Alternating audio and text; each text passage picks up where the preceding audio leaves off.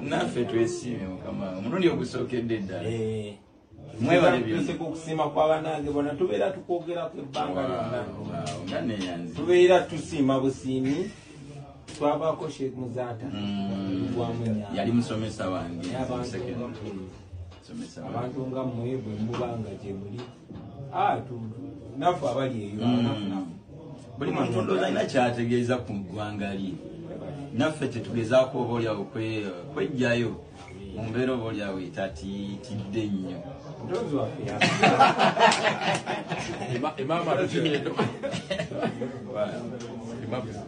Yes, oli ku Yugi Update TV kusinzira okuba ng'otuuliza gwe omukwano gwange yonna yenna ali eyo. Gwe nagambye agala otweyungako, agala okweyunga ku channel eno, kirira wansi waliwo ekigambo subscribe kikooneko okoonene mukadde temwerabirako na mukadde kubanga akadde ako omukwano gwange gakuyambako nnyo okuleetera notification message bwe waba nga waliwo information yonna gye tutaddeko. Ate buli wo subscribing obeera otufollowinze kitegeeza buli kimu kye tunaateekako ojja kubanga okifuna gwe omukwano gwange. Leka okipingwe ng'oli updated ku buli kimu ekigenda mu maaso mu ggwanga gwali eyampuliriza.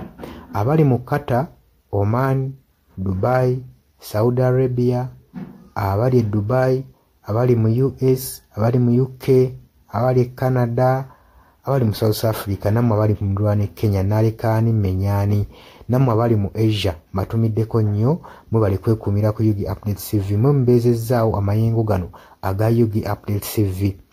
Mikwano gyange sola beebaza kinnoomu wabula nsazeewo nkozese lino eddoboozi ery'ewamu nsobole okubeebaza. Mwebale kuyimirizaawo channel eno, mwebale mwabajja naddala mwabajja mu comment section ne mukomentinga ne muteekako endowooza yammwe ne mutangaaza bannayuganda ku ki ekiteekeddwa ekituufu okukolebwa gwe okusinziira ku ndowooza yo.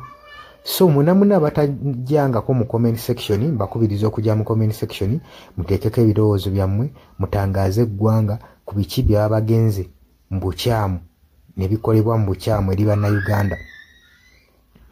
Dani ku Airlines e Kenya nawe nkutumiddeko ennyo naye jangu mu comment section oteese, toteekako buteesi linnya lyo, mujje mu comment section mwe abasharinga, abalikinga namwe abasubscribinga mwe muyimirizaawo amayengo ga channel eno.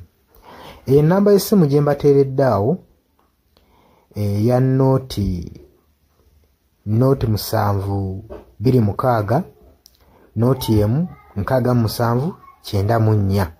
Eyo enamba ya WhatsApp eri mu kimyufu. Ye namba gy'ogenda oyita kuba gy'osobola okuyitako gwe omukwano gwange ayagala okulanga wamu naffe. Gw'alina bizinensi yo ng'ogyagala tugikulangire nga wandyetaaze ogikulangira. Eyo namba gy'oba oyitako ku WhatsApp osobole okubanga naye bizinensi yo gikuba abantu tugikulangire gwe omukwano gwange ali eyo ampuliriza. Nengenda mu maaso n'okulabula abantu ku biki ebigenda mu maaso mu ggwanga naddala ng'akalulu kano aka 2026 katuukuse kengedde.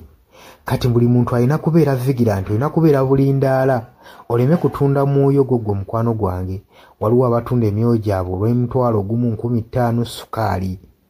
Gwe beera ng'omanyi akaseera we kanaatuuka akakuba ballot paper, beera nga manyi omuntu ng'omanyi omuntu ogwogenda okuwa, gwogenda ottiikinga, gwe gwolaba asobola okukulaakulanya ekitundu kyo constituency yo, gwolaba agenda otwala eggwanga mu maaso.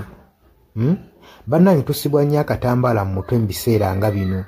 Newankubadde obwavu babubalumizza mutya, totunda mwoyo gwo ku lw'akantu katono, wabula saasira ku ggwanga lyo, osaasire ne ku zadde lyo, osaasire ne ku future weenaabeera. Lowooza ku by'emu maaso.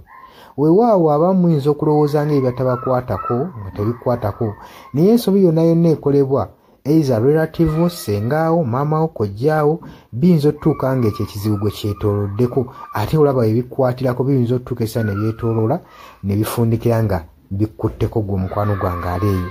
So kyenva nkubiriza baganda bange mwenna abali ku Yugi Update TV ogenda maaso n'okusharinga information eno. Baganda baffe beebeereremu ate era baleme kutunda mwoyo gwa ggwanga, babeere nga batambulira ku mazima, nga bayimirira ku mazima. nga bayimirirawo ku lw'eggwanga lyaffe erijja mu maaso ku lwa future y'abantu baffe n'eggwanga lyaffe mu maaso, kubanga buli muntu ekigenda mu maaso kati akiraba. Bw'atalaba kigenda mu maaso nkakasa obeera muzibe. Ate era ne muzibe naye alina byawulira ebimutyemula omutima kati n'amanya nti no mu ggwanga mulimu kino. So nkubiriza buli omu obeere lalabayi wa munno, osobole okuba nga oli kalabalaba w'oyo ku biki ebigenda mu maaso. Obakubirize n'omubakubiriza. Waliwo abali mu byalo nga tebamanyi kigenda mu maaso. Mubaagaliza osubscribinga ku mikutu gino bategere ebigenda mu maaso mu ggwanga lyaffe. Wakati smartphone zajja gwe mukwano gwange ali eyo. Wabula mbaagaliza olunaku olulungi, mubale kwekumira ku Yugi Updates TV, mwebata na subscribinga mugere mu maaso n'okusubscribinga. Mbaagala nnyo era mweraba.